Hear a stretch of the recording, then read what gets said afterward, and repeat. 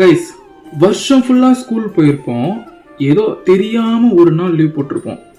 நாம லீவ் போட்ட அன்னைக்கு மேக்ஸிமம் வந்திருக்க மாட்டாங்க. உங்க ஃப்ரெண்டு சீனியர் அண்ணா கூட சண்டை போட்டிருப்பான். ஏதோ ஒரு மீட்டிங்னு சொல்லி காலையில் கிளாஸ் ஃபுல்லா பங்க இருக்கும். எந்த சாரோ மேமோ கிளாஸுக்கே வந்திருக்க மாட்டாங்க. இந்த மாதிரிலாம் உங்களுக்கு நடந்திருக்கா? எனக்கு நடந்திருக்குங்க. நான் மட்டும்தான் அன்லக்கியா இல்லை என்னை மாதிரியும் கொஞ்சம் பேர் இருக்கீங்களா? சரி, நமக்கு தான் அப்படி நடக்குதா இல்லை நம்மளை சுற்றி இருக்கிறவங்களுக்கும் இதே மாதிரி நடக்குதான்னு பார்த்தா, என் ஃப்ரெண்டு லீவ் போட்டிருப்பான். அவன் லீவ் போட்ட அன்னைக்கு எக்ஸ்ட்ரா கிளாஸு, சர்ப்ரைஸ் டெஸ்ட்டு. இந்த நாள் அடுத்த நாள் ஸ்கூலுக்கு வந்தால் டெஸ்ட்டும் இல்லை. இல்லை, எனக்கு புரியல. எப்படி நான் லீவ் போட்டால் அவன் என்ஜாய் பண்ணுறான், அவன் லீவ் போட்டால் நான் சஃபர் ஆகிறேன். ஆக மொத்தம் நான் லீவ் போட்டாலும் போடனாலும் நான் தான் சஃபர் ஆகிறேன். நியாயமா? இதை விட கொடுமை என்னன்னா, மற்றவங்கலாம் ஸ்கூலுக்கு வந்து நான் லீவ் போட்டால் சப்ஜெக்ட் டீச்சர் லீவ் போடுறாங்க.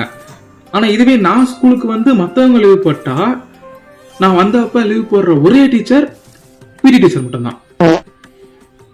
சரி, ஸ்கூல்ல தான் இப்படி ஆச்சு, காலேஜ்லயாச்சும் நல்லா இருக்கும்னு பார்த்தா, காலேஜ்ல டெஸ்ட் அப்ப கிளாஸே பிட் அடிக்கும். ஆனா நான் அடிக்க மாட்டேன். நேர்மையா இருக்கேன், நல்லவன், நல்லா பார்த்து எழுத மாட்டேன்லாம் இல்லை. நான் மட்டும் பார்த்து எழுதுனா அந்த கிளாஸ்க்கே நான் ஒரு எக்ஸாம்பிள் ஆயிடுவேன். சார் என்னை பிடிச்சி வச்சுக்கிட்டு இவன மாதிரி யாரும் பிட் அடிக்க கூடாது தம்பிங்களா அப்படின்னு சொல்லி அடிக்க ஆரம்பிச்சிருவாரு. ஏன்னா நான் மாட்டியிருப்பேன். சரி, ஸ்கூல்லயும் நமக்கு மட்டும் அன்லைக்கே நடக்குது, காலேஜ்லயும் அன்லைக்கே நடக்குது. இதுக்கு மேல லைஃப்ல அது அப்ளிகபிள் ஆகாதுன்னு நினைச்சா